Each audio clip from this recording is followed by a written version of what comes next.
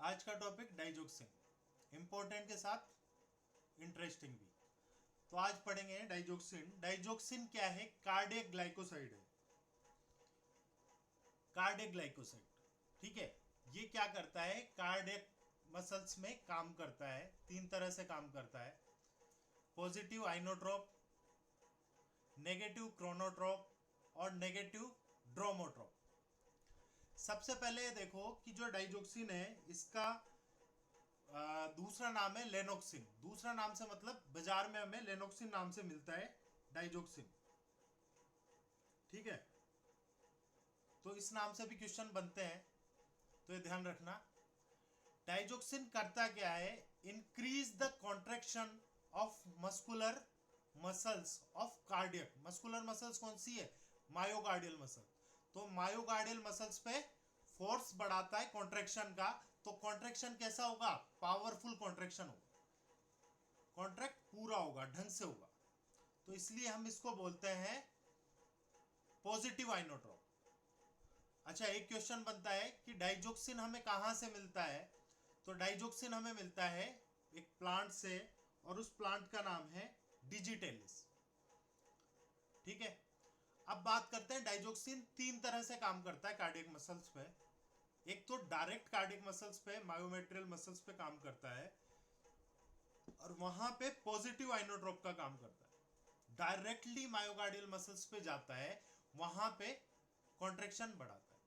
उसके अलावा ये क्या करता है? वेगस नर्व को स्टिमुलेट करता है, यानी पैरासिम्पैथेटिक नर्वस सिस्टम को स्टिमुलेट करता है। पैरासिम्पैथेटिक नर्वस सिस्टम की सबसे इंपॉर्टेंट नर्व है वेगल नर्व। ठीक है, जो क्या करती है? जीआई सिक्रेशंस को बढ़ाती है, हार्ट रेट को कम करती है, पैरासिम्पैथेटिक नर्वस सिस्टम को बढ़ाती है। ठीक है, अब क्या होगा? ये पैरासिम्पैथेटिक नर्वस सिस्टम बढ़ेगा तो नेगेटिव इफेक्ट आएंगे। तो पहला नेगेटिव इफेक्ट आता है नेगेटिव क्रोनोट्रोप। और नेगेटिव क्रोनोट्रोप क्या है? हार्ट रेट को कम करना। ठीक है, अब देखो, आप अगर सिंपैथेटिक नर्वस सिस्टम बड़ा होता तो हार्ट रेट भी बढ़ती, कॉन्ट्रेक्शन भी बढ़ता। लेकिन यहां पे क्या हो रहा है? डाइजोक्सिन डायरेक्ट मायोकार्डियल मसल्स पे कॉन्ट्रेक्शन को बढ़ा रहा है और वेगस के थ्रू हार्ट रेट को कम कर रहा है। ठीक है, दूसरा ही काम काम क्या करता है वेगस नर्व के थ्रू? नेगेटिव ड्रोमोट्रोप, यानी कंडक्शन को भी कम करता है। ये क्या करता है? जो एवी नोड है वहां पे ब्लॉक करता है। मतलब अगर एट्रियम से 10 इंपल्स वेंट्रिकल में जानी चाहिए तो वो एक या दो को ही भेजता है, बाकी को खुद पचा लेता है। ठीक है, तो इसलिए हम इसको, ये जो दोनों इफेक्ट आ रहे हैं वेगस के, इसलिए इसको वेगोमिमेट्रिक एक्शंस बोलते हैं। किसके? डाइजोक्सिन के। ठीक है, ये आपको ध्यान रखना है। और क्वेश्चन आता है कि डाइजोक्सिन की नॉर्मल वैल्यू क्या होती है? 0.5 टू 2 नैनोग्राम पर एमएल, नैनोग्राम पर एमएल, ध्यान रखना। अच्छा, डाइजोक्सिन को जब आप एडमिनिस्टर करोगे तो क्या ध्यान रखना है? डाइजोक्सिन को जब हम एडमिनिस्टर करेंगे तो एपाइकल पल्स चेक करेंगे तुरंत पहले, 1 मिनट पहले। क्यों? क्योंकि अगर डाइजोक्सिन, मैंने आपको बताया, नेगेटिव क्रोनोट्रोप का काम करता है। नेगेटिव क्रोनोट्रोप मतलब यह हार्ट रेट को कम कर देता है, और हार्ट रेट कम है अगर किसी पेशेंट में पहले ही, तो दिक्कत हो जाएगी, हार्ट ही बंद हो जाएगा, काम करना ही बंद कर देगा। तो इसलिए एपाइकल पल्स को ही चेक करते हैं। एपाइकल पल्स क्योंकि मोस्ट एक्यूरेट है। और अगर पल्स डेफिसिट की कंडीशन है, पता चला एपाइकल पल्स अलग है, रेडियल पल्स अलग है, तो हम इस तरह की सिचुएशन में कॉम्प्रोमाइज नहीं कर सकते। तो इसलिए एपाइकल पल्स चेक करते हैं तुरंत पहले डाइजोक्सिन एडमिनिस्टर करने से। अगर एडल्ट है तो 60 से अगर नीचे कम है पल्स तो हम डाइजोक्सिन एडमिनिस्टर नहीं करेंगे। इन्फेंट अगर 90 से कम है तो हम डाइजोक्सिन एडमिनिस्टर नहीं करेंगे। ये 60 इसलिए फिक्स है क्योंकि हमारे एग्जाम में क्वेश्चन आता है, अगर 61 होगी तो भी एडमिनिस्टर तो नहीं करेंगे, पर 60 आपको याद करने के लिए, क्योंकि एक वैल्यू आपको याद करनी। अब देखो डाइजोक्सिन का मैकेनिज्म होता कैसे है वो हम देखते हैं। ये एक सेल है, मायोकार्डियल मसल्स की एक सेल है। अब यहां पे आपके सोडियम पोटेशियम पंप होता है, सब मसल्स में होता है, सब सेल्स में होता है। तो यहां पे भी सोडियम पोटेशियम पंप होता है। अब सोडियम जो है वो बाहर जाता है, अंदर आता है, पोटेशियम अंदर जाता है, बाहर जाता है, तो कभी कभी कंफ्यूजन हो जाता है। तो उसको लर्न करने के लिए हम इस तरह से देख सकते हैं, Na plus K plus 1 2 3 out, 1 2 इन, फिर इसके 3 आयन बाहर जाते हैं, इसके 2 आयन अंदर आते हैं। तो इस तरह से आप इसको लर्न कर सकते हो। अब क्या होता है कि नॉर्मल सोडियम पोटेशियम पंप में ये आपको मैंने बताया कि ये सोडियम आया बाहर और कैल्शियम गया अंदर, ठीक है, सॉरी पोटेशियम गया अंदर, एक तो ये। अब चूंकि ये मायोकार्डियल मसल्स है तो यहाँ पे एक और चीज काम करती है, वो होती है सोडियम कैल्शियम एक्सचेंजर, एक दूसरा पंप, इसलिए पहले कैल्शियम लिखने में आएगा, ठीक है। तो इसमें क्या होता है, इसमें भी क्या होगा, सोडियम कहां जाएगा, आउटसाइड, और कैल्शियम इनसाइड।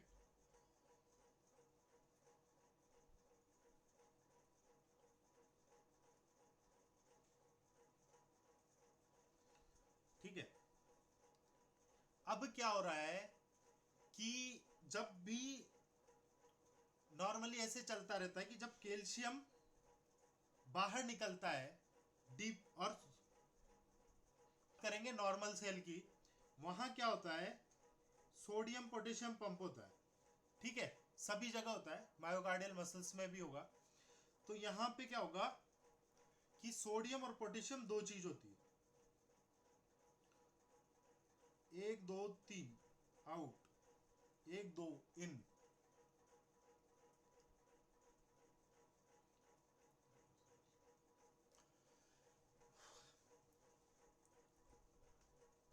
स्टार्ट। हाँ, तो हम बात कर रहे थे एक सेल की, तो वहां पे क्या होता है, सोडियम पोटेशियम पंप होता है, सोडियम पोटेशियम, ठीक है। सोडियम मतलब 1 2 3, ये बाहर की साइड निकलता है, कितना निकलता है, इसके 3 केटायंस निकलते हैं। पोटेशियम 1 2 इन, कितने केटायंस अंदर आते हैं, 2। तो सोडियम निकलता है बाहर, और अंदर क्या आता है, पोटेशियम आता है अंदर, पोटेशियम सेल्स में रहता है, ठीक है। अब चूंकि ये मायोकार्डियल मसल्स है, तो यहां पे एक और पंप काम करता है, वो होता है सोडियम कैल्शियम एक्सचेंजर, ठीक है। इसमें क्या होता है, सोडियम अंदर आता है और कैल्शियम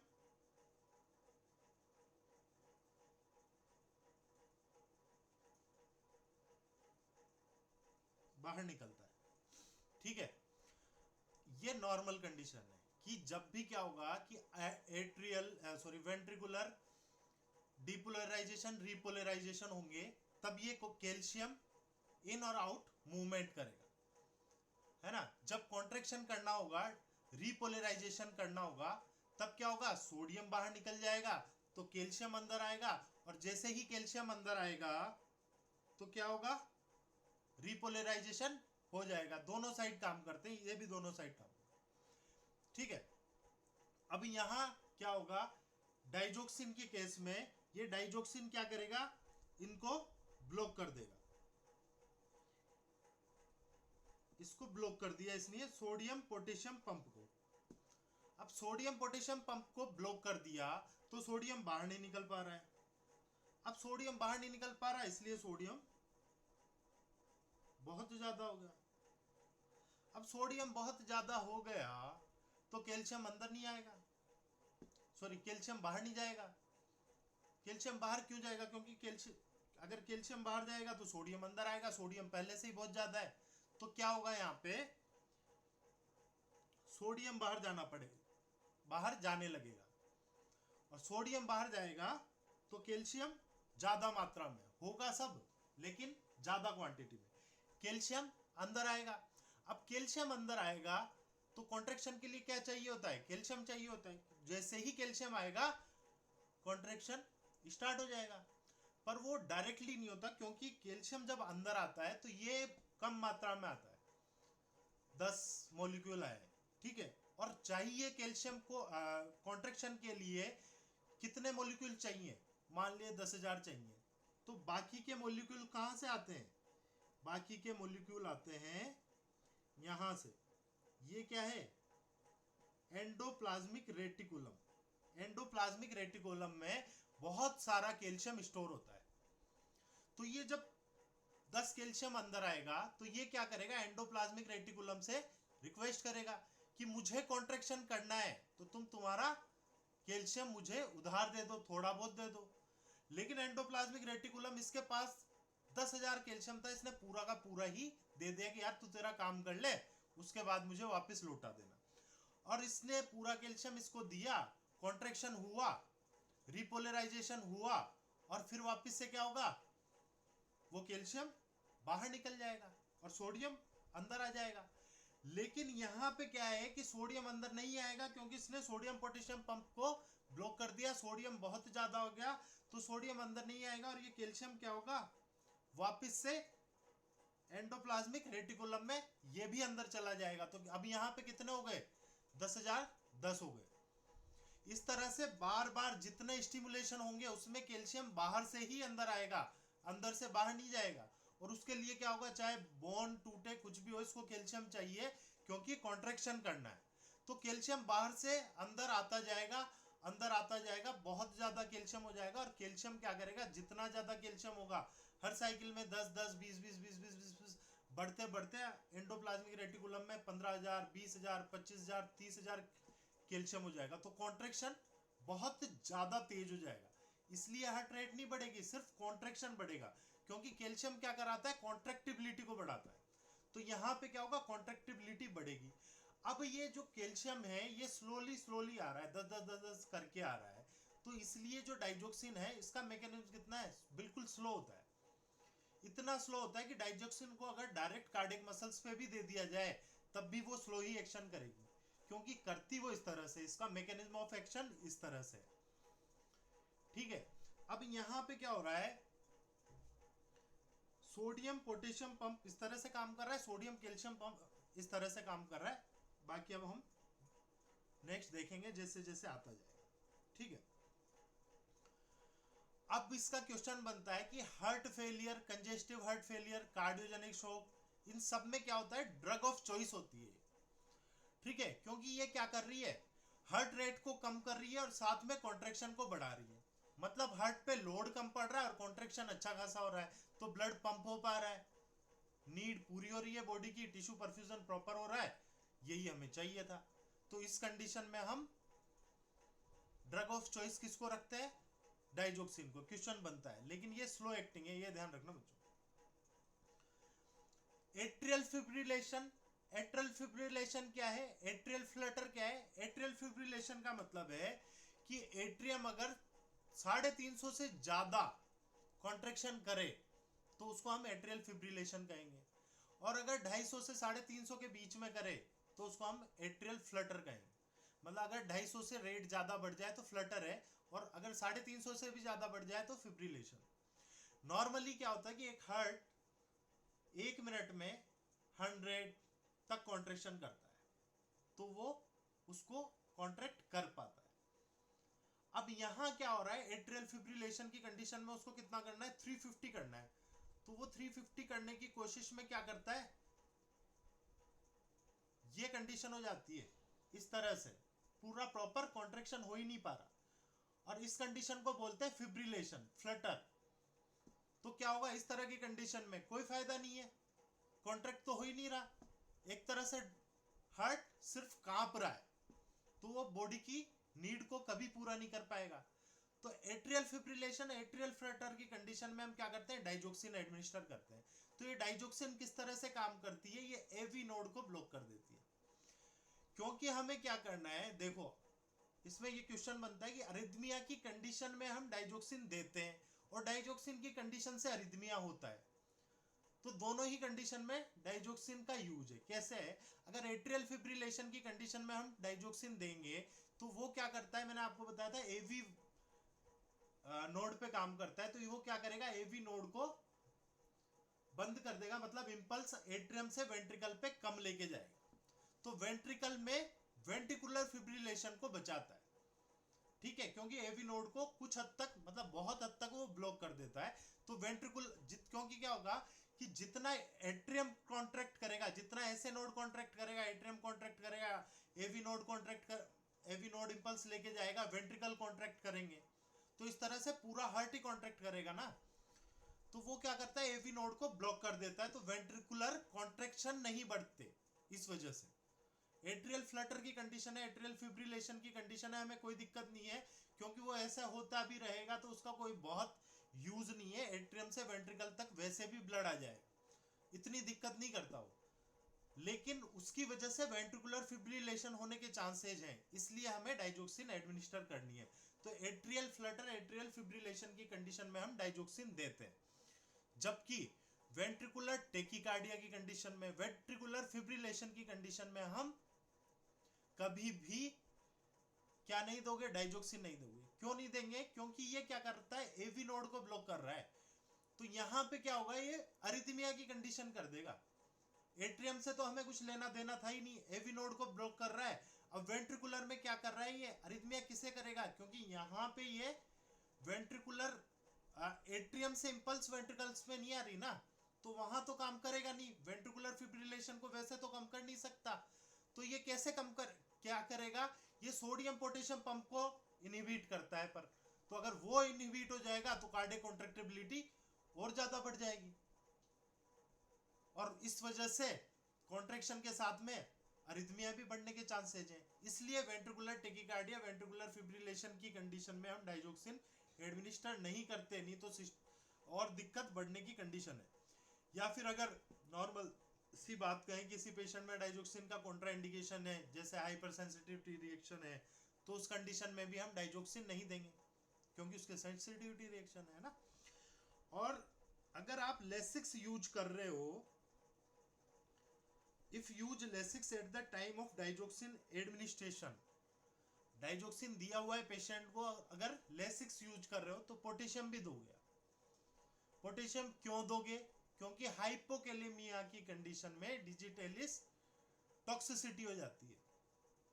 ठीक है, तो इसलिए हमें, और लेसिक्स क्या कर रहा है, फ्रूसेमाइड, एससीटीजी8, थायजाइड, डायूरेटिक, ये क्या करते हैं, ये क्या करते हैं, पोटेशियम को आउट कर देते हैं। पोटेशियम स्पेरिंग डायूरेटिक अलग से होती है ना, पोटेशियम को बचाने के लिए, ये क्या करते हैं, पोटेशियम का लॉस कर देते हैं, और अगर पोटेशियम का लॉस होगा तो उस कंडीशन को हाइपोकेलेमिया कहेंगे, और हाइपोकेलेमिया की कंडीशन में क्या करेगा, डिजिटलिस टॉक्सिसिटी करेगा। ठीक है, तो हम पोटेशियम देने के लिए पोटेशियम आईवी भी देते हैं, या फिर उसको, एक क्वेश्चन ये बनता है, पोटेशियम के जो बहुत रिच सोर्स है वो है बनाना एप्रिकॉट, तो इसलिए इसको मैंने जबरदस्ती बीच में घुसा दिया, क्योंकि इसका क्वेश्चन बनता है। ठीक है, कंफ्यूज मत होना, एग्जाम्पल इसलिए डाले हैं। ठीक, अब देखो, अब मैंने आपसे एक चीज बोल दी कि हाइपोकेलेमिया की कंडीशन में हमें डाइजोक्सिन नहीं देना, ये टॉक्सिसिटी करेगा, और हाइपरकेलेमिया करता है डाइजोक्सिन, ऐसा कैसे, तो ये ऐसा इसलिए क्योंकि डाइजोक्सिन, पोटेशियम क्या करता है, ये डाइजोक्सिन क्या करता है, अंदर भी आ जाता है और बाहर भी रहता है, और ये क्या करता है, सोडियम पोटेशियम पंप को बंद कर देता है, मतलब कहीं ना कहीं ये पोटेशियम से कंपटीशन कर रहा है। अगर पोटेशियम का लेवल कम हो जाएगा, तो पोटेशियम का लेवल कम हो जाएगा, तो इसका मतलब डाइजोक्सिन क्या करेगा, डाइजोक्सिन ज्यादा अंदर चला जाएगा, क्योंकि ये पोटेशियम के अगेंस्ट काम कर रहा है, मतलब जितना पोटेशियम अंदर है उतना ही डाइजोक्सिन कम मात्रा में होगा, अगर पोटेशियम बहुत कम है तो डाइजोक्सिन बहुत ज्यादा बढ़ जाएगा, तो उसकी टॉक्सिसिटी हो जाएगी, और इसी वजह से जब हम डाइजोक्सिन देते हैं तो हाइपरकेलेमिया हो जाता है। क्यों, क्योंकि डाइजोक्सिन पोटेशियम को अंदर नहीं जाने देता, तो सारा का सारा पोटेशियम बाहर रह जाता है, तो इस कंडीशन को हम क्या कहेंगे, हाइपरकेलेमिया की कंडीशन कहेंगे। और डाइजोक्सिन की वजह से कैल्शियम का लेवल बहुत ज्यादा बढ़ता है अंदर की साइड में, लेकिन ब्लड में भी बढ़ रहा है, क्योंकि उसको कैल्शियम रिक्वायरमेंट कंटिन्यू में ज्यादा होती है, तो इस कंडीशन की वजह से यहाँ पे क्या होगी, कंडीशन हाइपर कैल्शियमिया की होगी। ये ध्यान देना बच्चों, हर एक चीज से क्वेश्चन बनते हैं, डाइजोक्सिन सुपर इंपॉर्टेंट है, छोटा सा है बट एक क्वेश्चन आता है, तो इसलिए इसको समझो। हाइपोकेलेमिया कॉज डिजिटलिस टॉक्सिसिटी मैंने आपको बताया। अब देखो जो सबसे इंपॉर्टेंट क्वेश्चन है पूरे डाइजोक्सिन का वो है कि डाइजोक्सिन टॉक्सिसिटी का आपको क्या सिम्टम देखने को मिलता है। तो सबसे पहले जो हमें सिम्टम देखने को मिलता है वो एनोरेक्सिया है। कितनी बार क्वेश्चन आया है इसका, डायरेक्ट एनोरेक्सिया। डाइजोक्सिन क्या करता है, एक चीज और करता है, वो करता है CTZ एक्टिवेशन करता है। जो कीमो रिसेप्टर है, कीमो रिसेप्टर ट्रिगर जोन को एक्टिवेट कर देता है। तो वहां पे क्या होगा, जो ब्रेन में कीमो रिसेप्टर जोन है उनको एक्टिवेट कर देता है, पैरासिम्पैथेटिक नर्वस सिस्टम को स्टिमुलेट कर देता है। वहां पे क्या होगा कि एनोरेक्सिया की कंडीशन होती है उसकी वजह से। जैसे क्या होता है, हम बोलते हैं कि कीमोथेरेपी दी जाती है तो एनोरेक्सिया की कंडीशन होती है। तो हमारे ब्रेन में कीमो रिसेप्टर होते हैं, उनको ट्रिगर करता है ये डायरेक्टली डाइजोक्सिन, और उसकी वजह से यहां पे भी एनोरेक्सिया की कंडीशन आती है।